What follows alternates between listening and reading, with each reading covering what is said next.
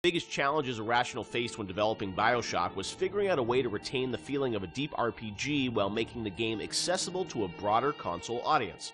Ultimately, the team succeeded in creating an intricate system of weapon and character upgrades that gave the player choice and customization while keeping the gameplay fast, lean, and engaging.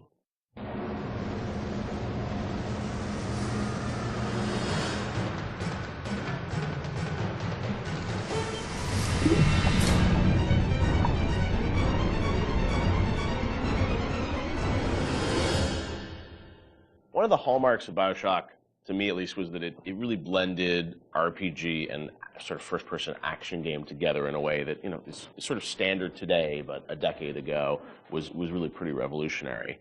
And I know for the team, I think at some point it became clear that you wanted this to work on consoles, not on PC, right? Well, both, yeah. Yeah. But so the idea of, doing a console game and a PC game, and doing something that sort of felt like a shooter but had much more depth. And I know in some of the early design docs you talked about sort of creating an FPS plus versus an RPG light. What was the difference in your mind between those two? I think for us is the big difference between System Shock and BioShock ended up being that System Shock was more about your character growth and BioShock was more about the environment. Because with System Shock, we really didn't have System Shock 2. We didn't really have either the art team to make enough assets or the visual power to sort of make a really convincing environment. But as we started working on BioShock, the art team was so strong that the ability to tell a story within the environment became the most important thing about the game. And that was sort of not something we thought right at the beginning. That was not really a concept we had.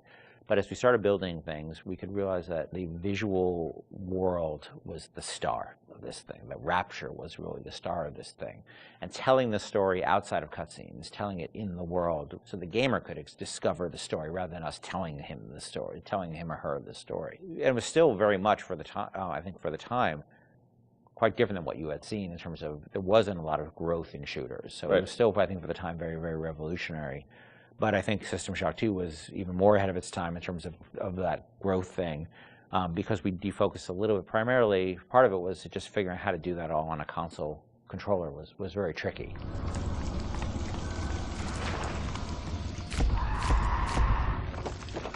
No, I remember even the early demos, people you see a plasma, you see like a upgraded weapon, people are like, oh, I've never seen that before in a shooter. And that was, when you were coming out of the sort of, the Quake, Doom, Half-Life, where it's like you have, 8 weapons on the keyboard and you sort of knew what they were and they weren't going to change. Yeah. Sean, was that something that, from a sort of creative standpoint, was it always clear that that was something you guys wanted to do, or it evolved over time because you wanted to have more depth in the game? I mean, it certainly evolved over time, and each upgrade path was slightly, had its own unique challenges. Like certainly upgrading the weapons, you had to design a base weapon that didn't feel like crap. Still felt like something that you wanted to use, but then the ability to add the upgrades to that, and each of the upgrades can come in any order, so you have to be aware that this, parts A, B, and C could come in at any different time to upgrade the weapon. In a first-person shooter, that's your star. That's the thing that you're seeing all the time. When it comes to other things, plasmids, things that are, Tonics. Tonics, yes, sorry. It's been a while. Come on, Sean. I know, it's 10 years.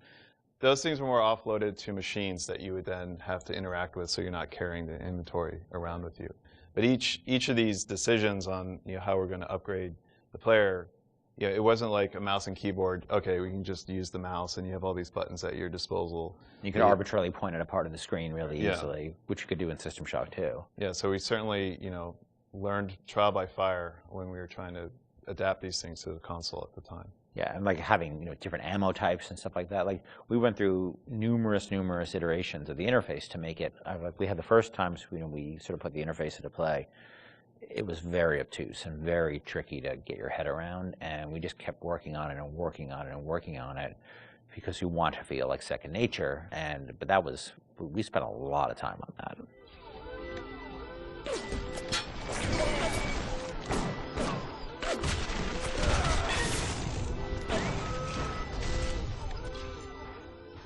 What motivated the idea of having so much choice in the way you could sort of play through this game? What was it to give the player a better sense of authorship over the experience, or what was driving that? I've always liked the idea of giving the player a lot of agency in terms of their play style and experimenting with the play style and trying different things and seeing what worked and didn't work and interacting with the environment. The notion that it's sort of a playground that you get to play around with and imprint your own desire on was great, because I think we were more skeptical about being able to do that with story at the time. In fact, so much to the point where that became almost like a joke. You know, that becomes the meta joke of the game of how little agency you have in your story. But agency in terms of how you play the experience and how you load out your weapons and how you interact with the environment, as compared to most shooters at the time, where basically like you can shoot them with the shotgun or shoot them with the the pistol. That was really important to us. So we spent a lot of time trying to make the world react in a way that you would expect and hope it to react when you tried something. Right. And some of those system or decisions we made about systems fed back into the narrative, like locking Adam behind Big Daddy and the little sister. Like, you can't get Adam unless you deal with the Big Daddy, which then becomes a roving boss fight, which then becomes another system that I don't know if we planned that from the start or was one of those happy, like, serendipity, like, oh, this decision that we made about putting Adam behind the Big Daddy totally works because now we have a different type of boss fight that you hadn't really seen in other games. Actually, it was the other way, because what happened was originally there was no concept of Adam, and Big Daddy just had money and other treasure on them, like every other splicer. Yeah. And they were so tough, nobody would ever fight them, because why on earth would you go after that guy? Right, go off a bunch of small splicers and get the same amount, yeah. So we had to come up with a currency that was exclusive to them, because we knew that was where the fun was, right? But we also knew people were terrified of them, and we didn't want to fight them. Yeah. So video game development and system development is a lot like economics, right? In economics, you try to encourage certain behaviors through tax, usually through tax policy. Well, you want business growth, so you lower taxes on certain segments of the business economy, or you want to encourage, people to move into this area, so you make incentives to move in here. We had to make an incentive for players to fight the Big Daddy, and Adam became that incentive. And then once you had this Adam, then you had a new piece of narrative, which they could then incorporate back into the story. Yeah. I don't taste the Adam fucking drink. No! Stay away from her, or it is you who will be shot next. Easy now, Doctor. He's just looking for a wee bit of Adam. Just enough to get by. I'll not have him hurt my little ones. Talk a bit about the plasmids and the vending machines and that sort of whole approach to, I guess, what is kind of a tech tree, but, and coming from PC games, used to strategy games and whatnot with very complicated ways of how you would upgrade things. I thought you guys did a really interesting approach to how you made it very accessible to a console audience. How did that evolve? Did you know the vending machines were going to be there from the get-go? Well, we had vending machines in System Shock 2, so we were sort of lifting that, and I always thought that was a fun notion because it's a affordance that people already understand. They see a vending machine, they know immediately, oh, that's where I buy stuff, right? Yeah. And you also then have to have a shopkeep. When we talked about wanting to make things, put limitations on ourselves so things felt fully believable. Yeah. If we had a shopkeeper sitting there, you can't shoot him. He sits there, he doesn't say anything. Right. And all of a sudden he feels fake. Where a vending machine, the Circus of Values machine, can feel 100% authentic. Right. Despite the fact that it's selling like ammo and stuff like that, which is, But in an objectivist society where you don't have rules and regulations on that type of thing, it feeds back into the narrative. But you don't then break the fiction at all by having these characters who sort of don't really live and breathe in the world. So the vending machines became an important part of that. But we still want to give them character, and hence and so that clown image came from a piece of, that image is actually from like a fruit container or something from like the 1940s. Okay. And so we had a book of like royalty-free images, and I saw that image, and I'm like, let's put that clown on it, and we'll call it Circus of Values. And then, we wrote some lines for it, decided he'd be this sort of asshole clown, and then we hired the best actor in the world to play that part. That was me. My biggest advantage is I didn't cost anything. I didn't know you were really. I was a clown. Yeah, I was a clown. I hear it in my head every day. My wife hates that voice. She hates that voice. You can give us a little of it right here. Welcome to the Circus of Values. She does not allow me to do that, so I do it outside of the house. Okay. But it allowed us to have something that felt very rich and very real, while being very limited at the same time.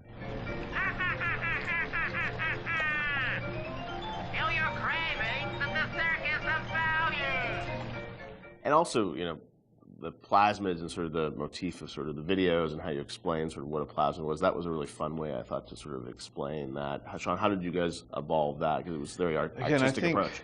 I think those came on pretty late too, because we were developing all these systems, and you make the assumptions because you're dealing with them every day that the player who gets this game is going to understand what these systems are.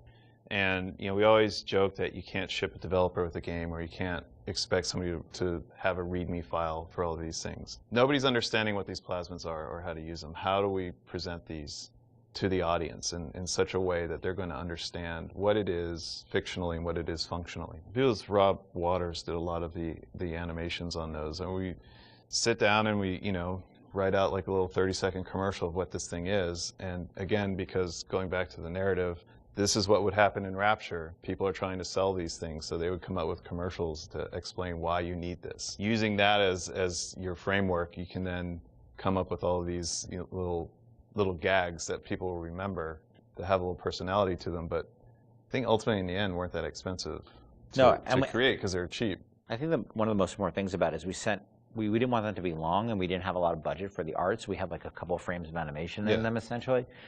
And so we had to figure out, how do we message how this thing works in like that. And that's what marketing is, right? It's how do you message how something works. And marketing and tutorializing are very similar things, right? You're trying to get a message across in a very brief period of time in a very snappy fashion.